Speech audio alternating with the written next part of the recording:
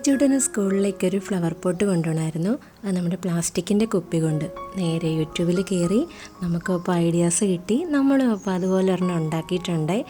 ഇതുണ്ടാക്കി കഴിഞ്ഞപ്പോഴത്തേന് നമുക്ക് വീട്ടിൽ വെക്കാൻ ഒരെണ്ണം ഉണ്ടാക്കണമെന്ന് വെച്ചിട്ട് അത് നമ്മൾ ഉണ്ടാക്കുന്നുണ്ട്. അത് നമുക്ക് വീഡിയോയുടെ ലാസ്റ്റ് കാണാവേ.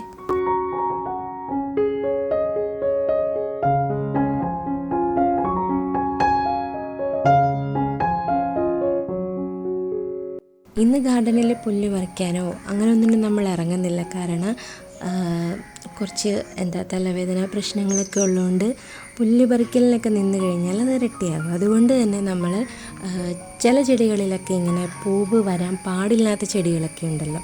അപ്പം അങ്ങനെയുള്ള ചെടികളൊക്കെ നോക്കിയിട്ട് അതിൽ പൂക്കളൊക്കെ വന്നിട്ടുണ്ടെങ്കിൽ അതൊക്കെ ഒന്ന് കട്ട് ചെയ്ത് കളയാനും, പിന്നെ പൂ ഉണ്ടാകുന്ന ചെടികളിൽ പൂവ് കഴിഞ്ഞിട്ട് വൃത്തികേടായിട്ട് നിൽക്കുന്നതുണ്ടല്ലോ, അപ്പോൾ അതുമൊക്കെ ഒന്ന് കട്ട് ചെയ്യാനും അങ്ങനെ കുറച്ച് പ്രൂണിങ് പരിപാടികൾക്ക് വേണ്ടിയിട്ടാണ് ഇന്നത്തെ ദിവസം.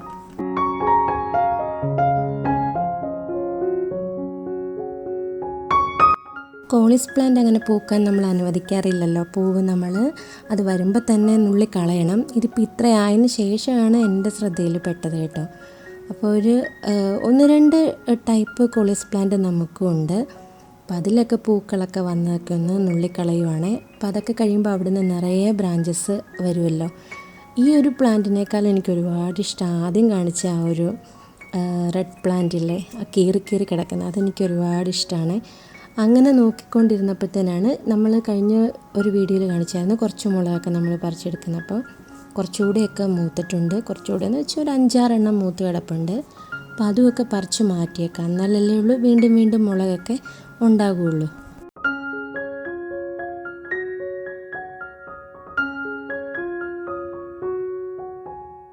നമുക്ക് വീടിനുള്ളിൽ എന്നും ജോലിയുള്ള പോലെ തന്നെ ജോലി ചെയ്യാവുന്ന ഒരു ഏരിയയാണ് നമ്മുടെ ഗാർഡൻ എന്ന് പറയുന്നത്. പിന്നെ നമ്മൾ അതിന് വേണ്ടിയിട്ട് മെനക്കെടുന്നില്ല എന്ന് മാത്രം. എല്ലാ ദിവസവും അതിനായിട്ട് സ്പെൻഡ് ചെയ്യാൻ പറ്റുവാണെങ്കിൽ ഏറ്റവും നല്ല വൃത്തിയായിട്ട് കിടക്കും. പക്ഷെ അതിന് സമയം കിട്ടാത്തത് കൊണ്ട് നമ്മളിതുപോലെ ഒരു 4-5 ദിവസമൊക്കെ കൂടുമ്പോഴത്തേന് നമ്മളൊന്ന് ക്ലീനിങ്ങിനൊക്കെ ഒന്ന് ഇറങ്ങും. ഈ ഒരു ഏരിയയൊക്കെ നിറയെ പുല്ലായിട്ടോ.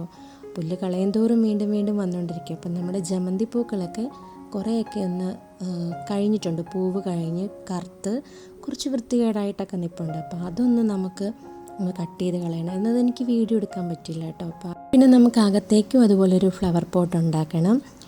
അപ്പോൾ എനിക്ക് അത്രയും വലിപ്പമുള്ള കുപ്പിയൊന്നും കിട്ടിയില്ല, ഒരു കുഞ്ഞു കുപ്പിയാണ് കിട്ടിയത്.